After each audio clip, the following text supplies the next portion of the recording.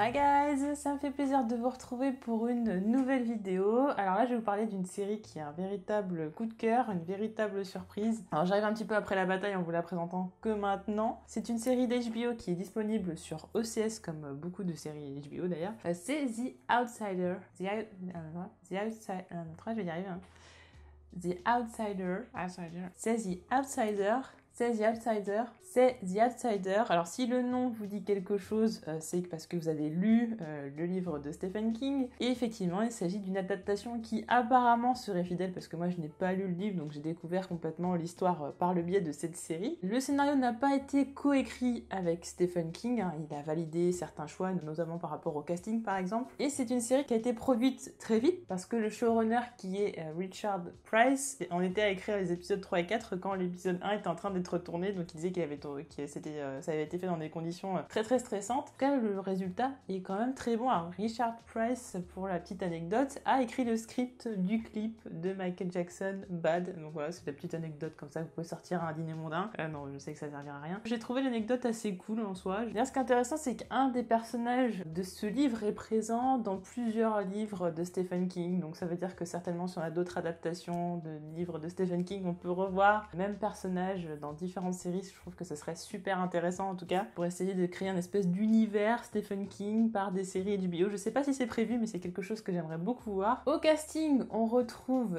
Jason Bateman. Alors moi, c'était totalement ma période de Jason Bateman parce que tout simplement, je venais de sortir de la saison 3 d'Ozark qui est juste excellente, mais Ozark, on aura le temps d'en reparler une prochaine fois. J'ai un truc avec cet acteur qui, je sais pas, pourtant il fait toujours très impassible, très poker face, mais je sais pas, il y a un truc qui ressort chez cet acteur que j'aime beaucoup. Et forcément, quand j'ai vu le casting, j'ai vu Jason Bateman, je vais voilà, c'est vendu, c'est acté, je vais le regarder. Alors faut savoir qu'il est dedans acteur et producteur délégué, et aussi réalisateur de 2 épisodes. D'ailleurs, il réalise plusieurs épisodes d'Ozark aussi. C'est pas, il est débutant dans le délire quoi. On a également au casting Cynthia Erivo, alors qui est pas très connue, qui est beaucoup plus une comédienne de Broadway, hein, beaucoup plus qu'actrice, donc qui est assez nouvelle là-dedans, ainsi que Ben Mendelsohn. Alors pour le coup, c'est un peu l'acteur où en fait il y a tout le temps un acteur comme ça dans toutes les séries que je regarde. C'est le mec, je sais que j'ai vu sa tête quelque part, mais je sais plus dans quoi. Et là en l'occurrence, on l'a vu dans Rogue One, The Dark Knight Rises, Le Roi. Dans cette série, il est acteur et producteur, donc voilà, on a des acteurs qui sont quand même très impliqués dans ce projet-là. Alors, la petite histoire, parce que il va bien falloir y arriver un petit moment. Alors, le synopsis, c'est qu'en fait, on est dans une petite ville de l'Oklahoma et on retrouve un enfant décédé, mais dans des conditions juste atroces, qui a subi des sévices.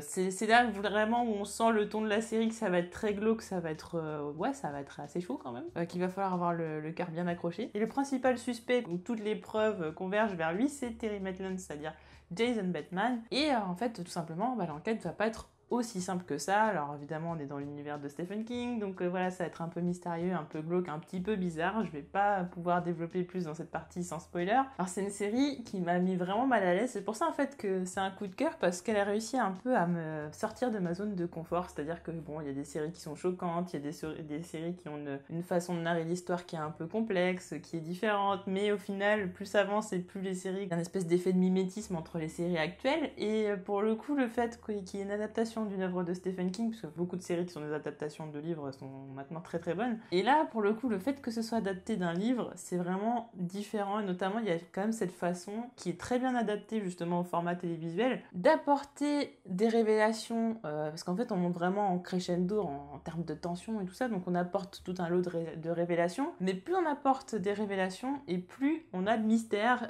ce qui fait que c'est difficile de prévoir les choses. J'ai vraiment eu beaucoup de mal à cerner les choses, parce que tout simplement, quand on vous explique pas toutes les données composantes de l'univers en question, il y a forcément des éléments qui vont vous échapper parce que vous les avez pas encore clés en main en fait, tout simplement. Donc il n'y a pas d'indices qui vont vers telle ou telle chose, mais en même temps on avance quand même dans l'histoire, et ce qui fait que le mystère s'épaissit encore un petit peu, donc tout est un petit peu difficile à prévoir. C'est pas impossible, parce que j'ai quand même réussi à prévoir quand même certaines choses. Franchement, c'est vraiment une série qui m'a un peu déstabilisée quoi. J'étais mal à l'aise, l'ambiance c'est glauque et tout ça, c'est pas forcément le genre de série que je regarde, enfin plus en plus maintenant, mais je veux dire, c'est pas ce à quoi je suis habituée à regarder. Je vais pas vraiment dans la recherche de la série malsaine et tout ça, et là on est complètement dans le malsain, mais on met les 2 pieds dedans très clairement. Et surtout, on n'a aucune idée de quelle est la finalité en fait, vers où l'intrigue veut nous emmener. C'est même quand on plus on avance dans la série, on sait pas si ça va être une happy end ou pas, ou s'il va y avoir une suite ou pas du tout. Même au dernier épisode, c'est même très très flou, c'est vraiment jusqu'à la dernière seconde de la série, il peut encore tout se passer, tout et n'importe quoi, et c'est assez dingue. Donc ouais, j'étais très surprise, et j'adore être surprise par des séries, parce que malheureusement, il y a beaucoup de séries qui sont assez prévisibles et tout ça, et là pour le coup, ouais, il y avait des choses prévisibles, mais ça restait quand même une minorité de choses parmi les éléments les plus importants de l'intrigue. J'ai beaucoup aimé la façon différente de creuser les personnages, notamment le fait qu'on va creuser dans leur névrose, dans leurs peurs les plus intimes. On va découvrir les personnages à travers ce qu'ils craignent le plus, leurs doutes, ce qu'ils peuvent remettre en question. On n'est pas en train de nous présenter un personnage, il a fait ci, il a fait ça, il est comme ci, il est comme ça, il aime ci, il aime ça. Non, on va vraiment creuser à travers tout ce qui peut déranger en fait chez le personnage, et ça permet de mieux le comprendre, ça permet aussi de le faire évoluer. Ça donne vraiment envie de lire le livre, mais maintenant que j'ai tellement adoré voir cette première saison que je sais pas, je suis un peu dubitative. On finit par s'attacher à quasiment chaque personnage, parce que même si tous les personnages sont un petit peu nuancés, ça les rend quand même très touchants. Ce sont des personnages qui sont touchants, on a peur pour eux, on a vraiment de l'empathie pour eux, et ça c'est quelque chose qui est très important, parce que présenter tout un tas de personnages pour qu'au final on n'en ait rien à faire de leur sort, surtout quand c'est une série qui est malsaine et qui peut leur arriver tout un tas de choses, c'est très compliqué, mais en tout cas ce sont des personnages qui ont été bien dépeints. Mais cela dit, ça n'empêche pas que certains personnages sont encore très mystérieux pour moi, notamment j'ai du mal à m'attacher au personnage de Ralph Anderson, c'est celui qui dirige l'enquête, très clairement. Je sais pas, en fait, il y avait quelque chose chez ce personnage qui me dérangeait, mais en fait j'ai mis du temps à comprendre tout au long de la saison que c'était fait exprès, en fait, que ce qui me dérangeait et ce que j'aimais pas chez lui, c'était totalement en fait fait exprès, et qu'il s'agissait pas en fait d'une espèce de maladresse de narration ou je ne sais quoi, ou de développement de personnage, mais qu'en fait c'était vraiment le but, et en fait tout un tas de choses de l'intrigue sont centrées autour justement de ce qui fait qu'on peut avoir du mal avec ce personnage, et c'est développé par la suite, donc au final c'est tout aussi intéressant, et ça encore c'est quelque chose auquel je suis pas forcément habituée. Il y a aussi ce truc d'introduire des personnages comme ça qu'on serait pas dit que ce seraient des personnages qui vont devenir très intéressants dans la suite de l'intrigue, même à ce point, parce que c'est à dire que quand il se passe quelques épisodes puis tout d'un coup on introduit un personnage comme ça, on se dit c'est quelqu'un qui va être là pour telle chose, pour répondre à un besoin du personnage à un moment T, et en fait on se rend compte que c'est un personnage qui va être très important, qui va limite qui va même être capital pour la suite de l'intrigue et même jusqu'au bout. Et en soi, ce qui est cool, c'est que comme on n'entend rien de ce personnage, on est agréablement surpris par tout ce qu'il va faire, et justement le fait que ce personnage devienne de plus en plus indispensable. Alors là, en l'occurrence, je parle pas du personnage principal, mais d'un autre personnage en question, celui qu'on revoit dans plusieurs autres livres d'ailleurs. Ce qui est intéressant, c'est qu'au fur et à mesure, il se rend de plus en plus indispensable, il apporte des éléments à l'intrigue, il y a plusieurs personnages qui vont interagir avec et tout ça, et ça va avoir plusieurs conséquences justement. C'est ça que j'aime beaucoup dans l'intrigue de The Outsider, pour le coup, donc c'est très fidèle, donc je suppose que c'est la même chose dans le livre, c'est le fait que tout soit une espèce d'effet boule de neige, sans que ce soit trop, en fait, c'est toujours subtilement amené jusqu'à un point où c'est pas justement où on va. Je trouvais que le rythme était toujours bien maîtrisé, même si je peux comprendre que beaucoup de personnes aient du mal à rentrer dans la série, parce que c'est vraiment spécial, et il faut laisser sa chance à la série. C'est-à-dire que moi j'avais vu le premier épisode, et puis j'avais été sur d'autres séries, je sais plus ce qui était sorti à ce moment-là, mais j'avais lâché, puis après tout fait d'un coup, parce que quand on a envie de comprendre les tenants et les aboutissants, forcément on a envie de creuser la chose, on va jusqu'au bout. Pour le coup, les 10 épisodes étaient sortis, donc j'ai regardé tous les épisodes à la suite, et franchement j'étais triste de finir la série parce que c'était vraiment une expérience unique. Le fait que tout s'installe doucement, c'est cohérent justement avec l'esprit de la série qui est le mystère, c'est angoissant et tout ça, et justement le mystère et le côté angoissant, le fait qu'on nous amène des choses qui sont un petit peu terrifiantes, il se passe des choses et on les comprend pas, et on se pose beaucoup de questions et tout ça, et c'est vrai que c'est du coup une série qui est très dérangeante. Il y a même des moments où j'étais pas complètement sereine, quoi. Je veux dire, c'est sûr que si on regarde ça la nuit dans une maison en plein milieu de la campagne comme ça, je pense qu'on se calfeutre les fenêtres et tout ça, c'est juste pas possible, quoi. Pour dire, c'est même au point où je me suis dit que j'allais faire des cauchemars de tout ça, au final ça n'a pas été le cas, j'ai de la chance, mais pour le coup je suis pas forcément sensible aux ambiances angoissantes ou quoi que ce soit, quand ça stade du mystère ou quoi que ce soit, je suis pas forcément très sensible à tout ça, et là ça a marché complètement avec moi, en fait, ça a complètement fonctionné. C'est pour ça que j'ai beaucoup aimé cette première saison, c'est que quelque chose qui d'habitude me touche pas forcément m'a touché, m'a un peu bouleversée, clairement. Un peu ce que j'aime beaucoup, c'est que c'est une série qui nous pousse à être ouvert d'esprit, c'est-à-dire qu'on peut remettre en question certaines composantes de notre monde. Ça nous fait poser des questions sur un tas de choses. Je peux malheureusement pas spoiler dans cette partie non spoiler, mais il y a ce truc de se dire mais qu'est-ce que j'aurais fait en fait à la place des personnages en fait. On peut s'identifier à chaque personnage tout simplement dans le fait qu'il se pose des questions par rapport à certaines choses, par rapport à son raisonnement, comment réagir quand on est en face de choses aussi terribles et qu'on ne les comprend pas. Enfin voilà, il y a tout un tas de réactions qui sont possibles et tous les personnages présents n'ont pas forcément la même réaction, ce qui fait que il va forcément y avoir un peu des conflits, ça va un peu se confronter. On joue beaucoup sur le fait de repousser les limites du rationnel. Quand on ne comprend pas quelque chose, quelle explication on peut y donner? Est-ce qu'on est assez ouvert d'esprit pour imaginer tout un tas de scénarios possibles? Du coup, non, il ne s'agit pas juste d'une enquête criminelle basique comme on peut avoir dans tout un tas de séries, ça va plus loin que ça. Donc pour le coup, c'est encore un très bon cru de HBO qui a l'habitude d'adapter des livres en série, et pour le coup, c'est un très bon choix. C'est ça aussi qui m'a poussé vers cette série, c'est oui, j'ai vu Jason Bateman, mais j'ai aussi vu HBO derrière, et quand je vois HBO, forcément, je sais que ça va être quasiment à chaque fois un gage de qualité, et pour le coup, j'ai pas été déçue. On va maintenant passer à la partie spoiler, parce qu'il y a tout un tas de choses que j'aimerais bien développer, et que je peux pas évidemment parler dans la partie non spoiler, donc il y aura peut-être très peu de personnes qui vont regarder cette partie, parce qu'ils n'ont pas vu cette série, c'est une série qui a pas beaucoup fait de bruit. Maintenant, on va pouvoir passer à la partie spoiler.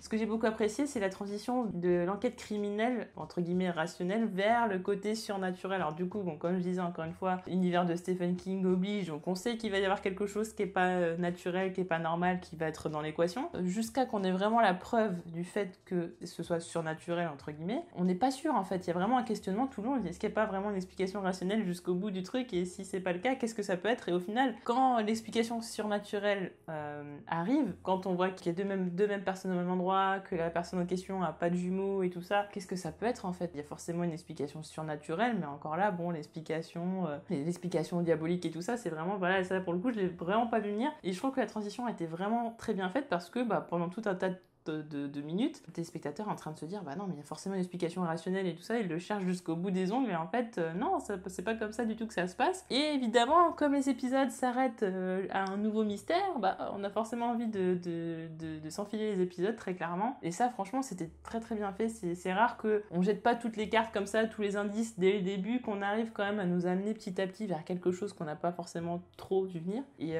ouais, non, franchement c'était très bien réussi, surtout quand on sait que la production de la série a été très rapide. J'aime beaucoup le fait que le personnage principal, c'est-à-dire Ralph Anderson, soit complètement surnaturello-sceptique, on va dire, qui n'ait aucune croyance dans tout ce qui peut être surnaturel, qui cherche toujours une solution rationnelle à tout ce qu'il ne comprend pas. C'était pour le coup ce dont je parlais tout à l'heure, le fait que ça m'énervait pendant toute la saison, le fait qu'il ne veuille jamais y croire. À un moment donné, on a l'impression qu'il est vraiment sur le point de basculer, et oui, il peut y croire, mais non, en fait, il revient en arrière, c'est pas possible. Et on a même l'impression qu'il le fait exprès. Enfin, on se dit, mais il a tous les éléments devant lui, tout le monde lui dit. Au fur et à mesure, tous les personnages commencent à croire en cette version surnaturelle, il y en a qui sont déjà un petit peu sensibles, et c'est là où justement c'est intéressant de se poser la question, parce qu'il y a des gens qui sont sensibles à ça et d'autres non. Donc comment faire comprendre à quelqu'un qui n'avait jusqu'à maintenant aucune expérience surnaturelle et qui n'y croit pas du tout, comment lui faire comprendre qu'il est totalement dans le faux, et que pour le bien de tous, il doit croire à tout ça en fait. Et donc du coup ça le pousse à être ouvert d'esprit, et il y a tout un cheminement qui se fait à travers la saison. On a l'impression que pendant quasiment toute la saison en fait il y croit pas du tout, et tout ça, mais en fait on sent quand même qu'il y a des moments, c'est juste qu'il veut pas l'admettre en fait. Il est vraiment sur la bascule comme ça, et il ne veut pas l'admettre, donc du coup il revient en arrière, mais en fait il a quand même évolué pendant toute la saison. Et le dernier épisode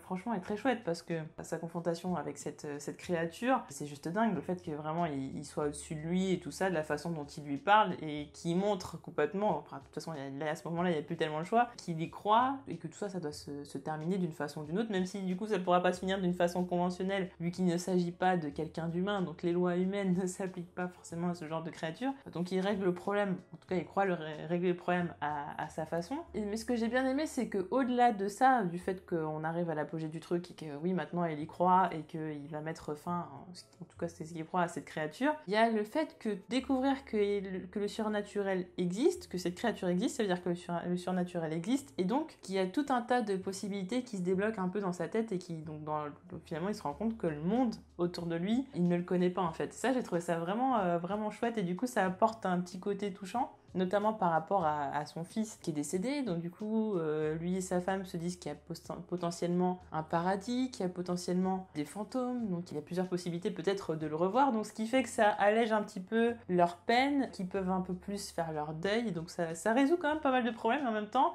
forcément, il est en train de se dire, mais s'il y a cette créature qui existe, si surnaturelle et tout ça, c'est possible, qu'est-ce qui est possible d'autre en fait? Quelles autres créatures peuvent exister? Et Holly a quand même l'air de dire qu'il y en a quelques-unes qui existent, parce que même elle, au final, même si elle a un espèce de don, hein, et c'est là c'est intéressant, c'est qu'on sait pas trop, son don il est quand même surnaturel, quoi. C'est au début on nous fait croire que bon, limite c'est un génie, tout ça, mais là on a un point, c'est même plus génie, c'est surnaturel, et le fait que du coup on a même l'impression qu'elle était destinée à faire tout ça en fait. Donc je sais pas trop quel est le rôle de ce personnage dans les autres livres. Je suppose que c'est quelque chose peut-être de similaire, mais en tout cas on a l'impression que ce personnage était prédisposé à faire ça, qu'il s'agit peut-être de l'antagoniste, des créatures méchantes, qu'on verra peut-être par la suite, puisqu'il semblerait qu'il y aura une saison 2. Le personnage de Claude Bolton était très intriguant. C'est encore une fois, c'est quelque chose qui m'a vraiment étonnée, c'est le fait de voir un personnage qui erre dans les épisodes. Le personnage, genre, je sais pas, ça doit faire aussi 6 ou 7 épisodes qu'on le voit se balader comme ça dans la série, comme ça, donc c'est un PNJ, voilà, c'est un personnage complètement tertiaire, tout ça. Je me dis, mais à force de le voir, enfin, quel est l'intérêt de ce personnage? Qu'est-ce qu'il amène à l'intrigue? Pourquoi il est aussi important? Et de pas le comprendre pendant X épisodes, c'était vraiment assez frustrant. Je me dis, mais à un moment donné, c'est un personnage clé, il sert à quelque chose, est-ce qu'il est méchant ou quoi? Donc en fait, on nous l'introduit, on voit un peu faire sa vie, voir qu'il a des problèmes, etc. Mais en soi, on comprend pas en quoi il est important ce personnage. Et donc quand on le découvre et tout ça, et quand on découvre, et puis bon, ça avance et tout ça, et au final, on apprécie ce personnage, parce que tout le long, on le voyait sans qu'on s'y intéresse forcément trop, parce que il était là, mais en même temps, il était pas là. Bon, c'est un personnage où je m'en foutais totalement. Puis au final, quand il devient important, on commence à s'intéresser à lui, à son frère. D'ailleurs, son frère, j'aimais bien. Son frère, j'avais vu venir, il avait marqué sur la tête qu'il allait crever. Pareil pour le copain de Holly, lui aussi, c'était marqué sur la tête qu'il allait mourir. Mais lui, par contre, pour le coup, le copain de Holly, c'était beaucoup trop prévisible. Pour le coup, c'est la seule chose que je pourrais peut-être reprocher. Une des rares choses que je pourrais reprocher à la façon dont ont été amené le personnage, c'est que le copain de Holly a parlé de oui, après la mort, l'amour et tout ça, survie, enfin je sais pas quoi, je t'aime et tout, nanana, enfin voilà, de trop grosses déclarations d'amour. On sait que les personnages vont être séparés, et Holly est quand même un personnage un peu trop important, et puis lui il est très très gentil, on accentue tellement sur son côté gentil que forcément on comprend que ce personnage, il est peut-être même trop gentil pour qu'on ait énormément d'empathie envers lui, parce que quand on introduit un personnage assez tardivement dans le récit, le problème c'est que si on veut le faire mourir par la suite, il faut que le téléspectateur, le lecteur ou autre s'y attache, et là pour le coup on a très peu de temps, donc forcément on a tendance à soit le personnage fait un acte héroïque, soit il est très gentil, etc., ou je sais pas, il y a de la famille qu'il aime, enfin voilà, il faut vraiment un espèce de quota empathie qui se remplisse très très vite, et du coup oui, j'ai vu venir la mort. Après pour le frère de Claude, je sais plus trop pourquoi, le frère protecteur et tout ça qui est prêt à tout, se retrouvent tous les deux à nouveau et tout ça. Claude, je comprends pas trop l'intérêt de l'avoir gardé, parce que moi j'avais imaginé une fin, donc je vous en parler après. Après il y a l'autre qui travaille avec l'avocat. Je l'ai pas vu venir, je pensais même qu'il allait être utilisé et tout de façon méchante, parce qu'il y a un moment donné où vraiment on nous induit en erreur, hein, pour le coup, enfin moi j'ai complètement été induite en erreur dans le sens où j'avais l'impression qu'on était clairement en train de nous dire que la créature l'avait utilisé, tout ça, et qu'on s'en rendait pas compte. Je me suis dit à un moment donné on va voir la trace derrière sa nuque et tout ça, ça peut être assez dingue, et même j'aime bien justement les révélations, le truc, la marque sur la nuque et tout ça, c'est dégueulasse et tout, puis quand on voit qu'il y a un personnage là, on sait que c'est la merde quoi. C'est vrai qu'on aurait peut-être pu jouer un peu plus là-dessus, tout ça, j'avais imaginé, notamment par rapport à la fin. À la fin, j'imaginais vraiment qu'il se soit trompé de personne.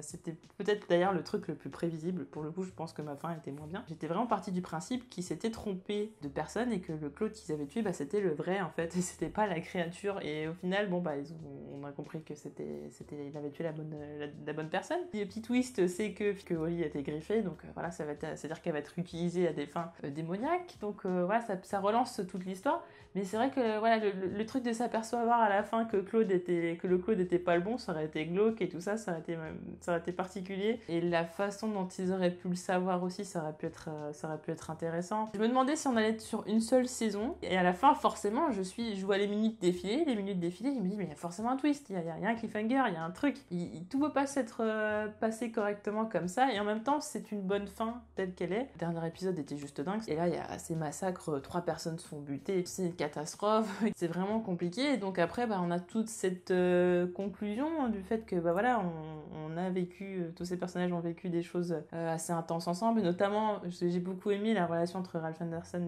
et Holly, le respect mutuel qu'ils ont eu tout au long, même si Ralph a été très dur avec elle, mais il y a quand même une espèce de respect entre les deux, qui maintenant forcément est devenu de l'amitié. J'ai aimé le fait aussi qu'on ait une espèce de bande à Scooby-Doo un petit peu, qui est carrément une bande ensemble qui travaille là-dedans, même si dedans il y a des sceptiques, ils sont tous quand même main dans la main et ils s'apprécient tous, avec des personnages au caractère complètement hétéroclite quoi. Le problème c'est que j'ai trouvé que c'est arrivé un peu trop tard pour qu'on puisse vraiment en profiter, ça c'est un peu le petit truc que je regretterais, mais j'ai vraiment aimé ça, la relation entre les personnages, même l'autre là, le sniper là qui devient méchant, mais bon en même temps il est nuancé, on peut lui trouver des excuses, et en même temps il aurait pu se suicider plutôt que faire du mal aux gens et tout ça, enfin non, c'était vraiment bien travaillé. Du côté de la créature, j'aurais voulu en savoir plus. Alors, je sais pas si c'est plus développé dans le livre, mais en tout cas, ouais, j'aurais voulu en savoir plus. Le moment qui marque le plus, c'est quand Holly commence à découvrir, qu'on lui dit ce qu'est la créature, et qu'on a des images du livre et tout ça, des illustrations très vieilles et tout ça, de